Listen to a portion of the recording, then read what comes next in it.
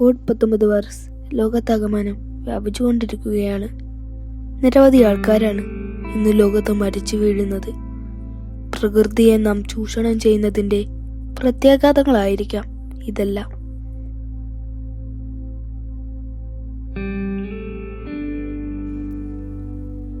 Lockdown പ്രഖ്യാപിച്ചതു മുതലാണ് അച്ഛൻ്റെ കൃഷിത്തോട്ടത്തിൽ ഞങ്ങൾ പോകുന്നത്. അധ്വാനത്തിന്റെ മഹത്വവും കൃഷി ചെയ്ത് വിളവെടുക്കുമ്പോഴുള്ള സംതൃപ്തിയും ഞങ്ങൾക്ക് അനുഭവപ്പെട്ടു.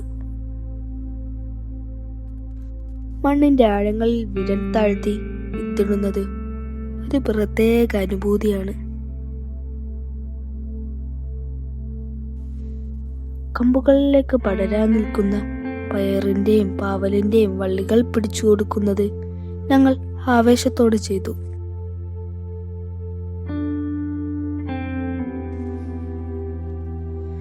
നമ്മൾ മണ്ണിൽ നിന്നും ഉയർന്നവരല്ലേ. മണ്ണിനെ അറിഞ്ഞ് അതിന്റെ ജീവവൈവിധ്യം അറിഞ്ഞ് കാർഷിക സംസ്കാരം വളർത്താൻ ഒരു മഹാമാരി തന്നെ കടന്നു വരേണ്ടി വന്നു. പ്രകൃതിയെ ആസ്വദിച്ച് കാണാനും പരിപാലിക്കാനും നാം ഇനിയും വൈകിക്കൂടാ. ചിലപ്പോൾ ഇതിനേക്കാൾ വലിയ ദുരന്തം ഇനി വരാനുണ്ടായിരിക്കും.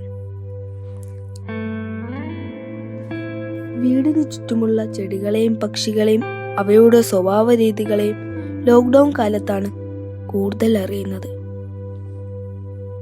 ഞങ്ങൾക്ക് ഇനി വരാനുള്ള തലമുറയ്ക്ക് എല്ലാം തുണയാകാൻ ചുറ്റും ജൈവ വൈവിധ്യങ്ങൾ കൂടിയേ തീരൂ.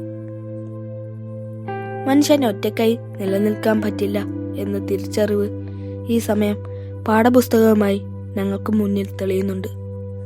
അച്ഛൻ്റെ കൃഷി പരിപാലനവും ജൈവ വൈവിധ്യങ്ങളെ പറ്റിയുള്ള അറിവും നേരത്തെ ഇവിടെ ഉണ്ടായിരുന്ന കാർഷിക സംസ്കാരത്തിന്റെ തുടർച്ച തന്നെയാണെന്ന് ഇപ്പോൾ മനസ്സിലാകുന്നു.